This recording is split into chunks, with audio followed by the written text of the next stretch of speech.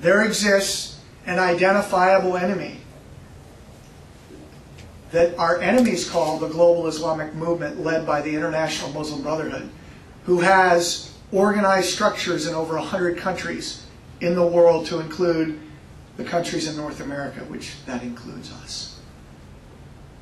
They clearly state in all of their writings, speeches, books, publications, in their teachings, that they seek to impose Sharia, Islamic law, on the world, and that Sharia is the doctrine in which they fight in furtherance of.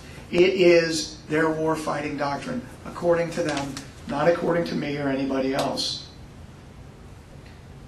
We see in places like the Philippines and Thailand active insurgencies, Islamic insurgencies, and elsewhere. We see in northern and eastern and now central Africa, where over 100,000 Christians globally, by the way, are being killed a year. We see armed warfare across Africa. We see in other parts of the world Islamic revolutions, like in Egypt, Libya, Tunisia, Syria, and we're going to see it in Jordan, Turkey, and Saudi Arabia. That's coming. And by the way, in those conflicts in Libya and Egypt and Tunisia and now Syria, the United States government sided with Al-Qaeda and the Muslim Brotherhood. As a matter of fact, that's who we're backing. More desperately, and I think a little more concerning to Americans, is what's happening as we watch the Islamic movement sweep across Europe. We see major Islamic incursion, jihadi incursion, in the United Kingdom, France, Germany, Belgium, Sweden, Switzerland, and beyond. The Netherlands. We could pretty much go through most of that continent. Folks, the disconnect between what's going on the ground and our leaders, not just West in general here in the United States, is mind-boggling. In the UK, 2 men drove over a British soldier, it's called vehicular jihad, and then with a meat cleaver chopped his head off, stood in front of a camera with their blood-drenched hands dripping with a meat cleaver in his hand. And the same day, the British Prime Minister David Cameron said, "You know, we strongly suspect this might have something to do with terrorism." Folks, I call that a psychotic disconnect from reality. And it's not sane behavior. In fact, this is not a theoretical or abstract enemy. This is an enemy that says, we are jihadis fighting jihad in the cause of Allah in order to impose Islamic law. You can watch the martyrdom videos that they make. You can listen to them when they speak in front of 100,000 people in Tahrir Square. You can watch them on the nightly news when they look in the camera and calmly say that. That's who they are. And by the way, in 2004 in Annandale, Virginia, the FBI raided a home here, not very far from here, where we found the archives of the Muslim Brotherhood in the United States. So we have all of their strategic documents, all of their leadership documents, and it all says exactly the same thing. That in fact, this is an organized, unified movement. America fought in Iraq and Afghanistan 2 wars, and yet we're coming home without victory. We're coming home defeated. And yet our courageous folks in the military didn't lose many battles. We crushed them militarily, and yet we're not coming home with victory. Has anybody stopped and asked yourself, how can that be? How can that be? And yet, as a matter of fact, our State Department wrote the constitutions which created 2 Islamic republics in Afghanistan and Iraq. The Muslim Brotherhood calls that civilization jihad by our hands. 2 Islamic republics where the law of the land is Sharia, and we wrote the constitutions. There is an order, there is a published order that military chaplains cannot invoke the name of Jesus Christ in unit prayers. And yet, there is a published DoD memorandum that when handling the Quran, members of the military will wear white gloves and handle it delicately like a piece of art. Right there, we have a problem. And it's not just a constitutional one, although it certainly is. So we are giving Qurans and treating it with the utmost respect to jihadis, why our military men who need that food that can only come from faith and from God, and they're being told, nope. If you don't believe me, talk to some military chaplains. In the United States, let's get a little more frank here. In the United States, all of the Islamic advisors at senior positions in the federal government are Muslim brothers or affiliated with the Muslim Brotherhood and their ideology, period. We can go name by name in every branch. State Department, Department of Defense, and the Pentagon, at the war colleges, CIA, FBI, you name it. And especially at DHS. A couple quick examples. Abdurrahman al-Amoudi, in prison for being a financier for Al-Qaeda, was the Islamic advisor to President Clinton. He was a goodwill ambassador for the State Department, and he created the Muslim chaplain program for the Department of Defense. Today, who certifies chaplains, Muslim chaplains, for the Department of Defense and the Bureau of Prisons? The Islamic Society in North America, the largest Muslim Brotherhood entity, an unindicted co-conspirator in the largest Hamas trial ever successfully prosecuted in the United States, and ISNA is, in fact, a financial support entity for Hamas, as proven by evidence in that largest trial, the largest Hamas trial. The president of ISNA, Mohammed Majid, who lives not far from here, sits on the Department of Homeland Security Advisory Committee. He advises the national security staff. He briefs and moderates panels at CIA headquarters at Langley. He's won awards from the FBI. And he works directly with the Secretary's office at the United States Department of State.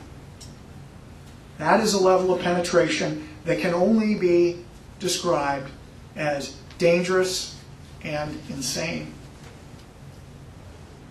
But there's more. Saudi Prince Ali bin Talal, one of the richest men in the entire world, has a seat at the board in Time Warner and News Corp. That means you will be assured, and this may answer some questions why Fox News will only go so far in reporting this stuff, because they got CNN and Fox News, Wall Street Journal and Pick. They got both sides of the aisle. This is not an uncoordinated assault. Hamas, doing business as the Council of American Islamic Relations and the Muslim Public Affairs Council, has moved over the last several years to shut down all training inside the U.S. government that speaks factually and from an evidentiary perspective on this threat. And they and other Brotherhood organizations and their leaders are the ones now teaching the FBI, DHS, CIA, and moderating their panel discussions to include up on Capitol Hill and in your war colleges, by the way.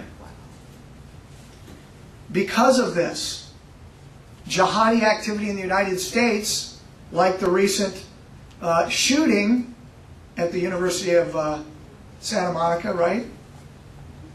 Yes, is treated like everyone's scratching their head. The FBI is puzzled. Police are puzzled as to this young man's motive. This young man whose name is John Zawahiri, a Muslim whose name just happens to be the same last name as the leader of Al-Qaeda, Ayman al-Zawahiri. But that doesn't get mentioned in the news. When the two brothers bombed the Boston Marathon, no mention of that. All of these were puzzled. We're told after the Boston bombings, after Major Hassan stands on the table and shouts, Allahu Akbar, the FBI says before they ever set foot on Fort Hood, this is not terrorism. And with all of these events, when Faisal Shahzad attempted to blow up a bomb in Times Square, when Abdul Hakim Muhammad, who used to be Carlos Bledsoe, shoots two people and kills Private Andy Long at the Little Rock, Arkansas recruiting depot, our government tells us not to rush to conclusions. And yet our government officially categorizes Major Hassan's jihad at Fort Hood as workplace violence. And by the way, Abdul Hakim Muhammad, he is being charged, has been charged, and is being tried with a state murder charge because DOJ refuses to bring counterterrorism, terrorism charges against this individual. That is a complete legal obfuscation. And I believe you could say it's criminal because we are aiding and abetting the enemy at every turn at the federal level. The Islamic movement in the United States calls what they're doing a civilization jihad. That is a jihad to get our leaders to do their bidding for them, and they're hitting us at every level of society. At the political level, at the law enforcement intelligence community level, at the media, in the churches and synagogues, at our education level, beginning at the elementary schools. Not to mention the Islamic schools. And we know what they're teaching there because we have their books. They're teaching jihad. They're teaching that it is obligatory for Sharia to become the law of the land. They work at local school boards, on local and state political leadership to include state capitals. They work at the U.S. Capitol all the time. What we are seeing, however, is a growing understanding among people like you and average citizens, and I would say you're not so average, who are beginning to understand this while our leadership continues to deny it specifically. In the Republican Party, the people who are assaulting Republican leaders who stand up and speak out against this is not the media and it's not the Democrats. It's Republican leadership telling these people to shut their mouths. That's called civilization jihad by our hands. And by the way, when you see a John Boehner or John McCain tell a Michelle Bachmann, a Louis Gohmert, a Dan Lundgren, or someone else to shut their mouth, that's the imposition of the Sharia law, the Islamic law of slander. Shut your mouth. It's outrageous. And we're not holding these people accountable. So what do we do when good people, well-intentioned people, whom we generally agree with on other issues, are not speaking out against this? Why? I've come to the determination, I'm not sure it matters why. They have an oath. They're failing to do a duty, and I think it's up to American citizens to hold these people accountable. We call these things, or they call these things, the threat is Al-Qaeda, or terrorism, or violent extremism. But that is nonsensical and not accurate. Our enemy says they're jihadis fighting jihad in furtherance of imposing Islamic law, and that's what we should begin with right there. To combat this threat, we have to know this threat. And I don't think it's enough to just fight against something. You have to fight for something. And I believe we have to fight for those things which we stand for. We have to recall our founding principles, and we have to be willing to defend them at all costs. Local citizens working in tandem with local law enforcement at the city and county level, and in conjunction with your elected officials at this level. That's where you're going to change it. You know your community. You know, and if you don't know, it's not that hard to figure out where these organizations are, the jihadi organizations. Right here, within 1 mile of where we are right this second, they exist. I'm going to continue doing everything I can to support and defend the Constitution of this great nation, and I pray you'll join me. So thank you, and God bless you.